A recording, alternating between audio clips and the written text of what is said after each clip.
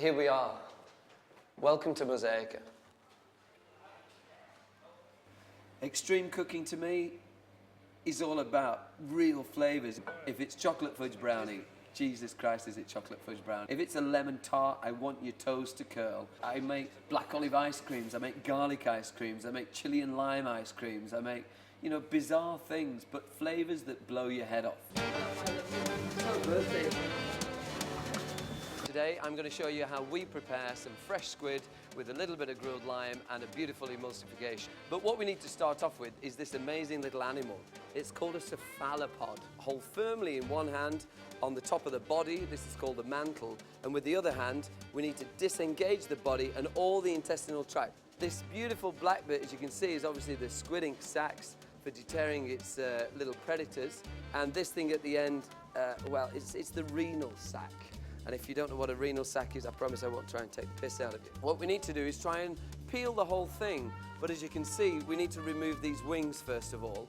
Once you've used your hands, just to disengage the wing, run your other forefinger down to the bottom, and with your thumb, literally pop it over the top of the mantle, and you'll find that if you can just turn it at the same time, you can almost peel the squid just in one foul swoop.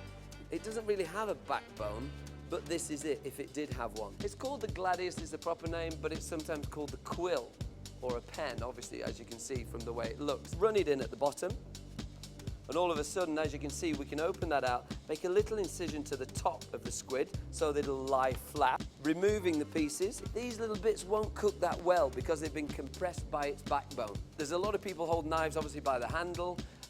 Some people put the finger down and point the finger down the end of a knife. The biggest problem with that is that, look, there's a lot of movement in the blade. So as soon as you do that, as soon as you try and work with your knife, you're going to make mistakes.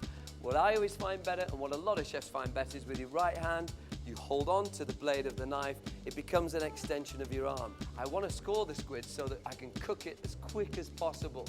It's fresh, it's beautiful, it's straight out the water, and the last thing I want to do is overcook it. Most people think this is rubbery, and it's not. Fresh squid is delicious. Use your left hand as a guide for your right hand. Keep your fingers out the way, otherwise you will cut them off. Don't want to cut all the way through the squid. Literally, I just want to make these beautiful marks on the squid, allowing that temperature to run through it. You end up with a piece of squid that looks like that. Everything that was great in my life I've ruined by alcohol. The common denominator of the loss of the jobs, the fighting with my family, the getting locked up in prison, the losing my jobs on the QE2, everything that was negative on my life was revolved around the alcohol. So when I met my wife, I decided that was it. I don't waste time. Time is such a precious thing. I feel like an 8-year-old boy only because I've been sober for 8 years, and that's what I feel like. And so I don't want to waste any time at all. Olive oil goes on. What we use is we use a mix of both ground nut and light olive oil. Don't use extra virgin olive oil. It's too strong for this particular dish. Mix that around, make sure that it's fully coated, and what that's going to help with is allowing this lovely sea salt and some freshly ground pepper to stick to the whole of the squid. If you try seasoning anything delicate with a big company's table salt, you will burn your taste buds, so don't do it.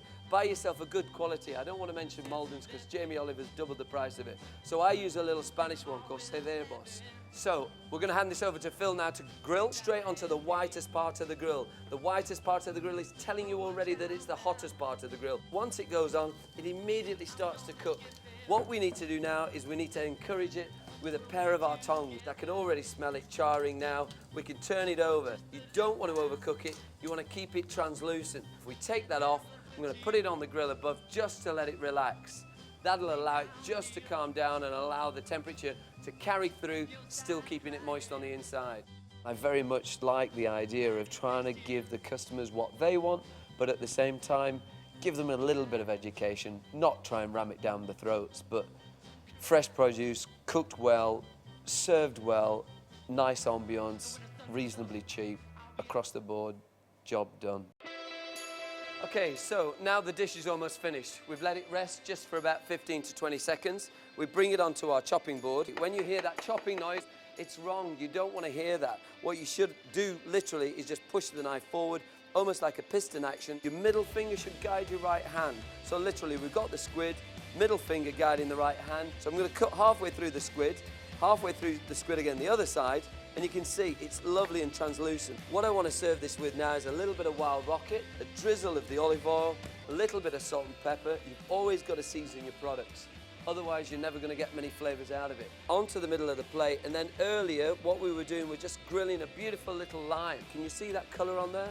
That caramelization?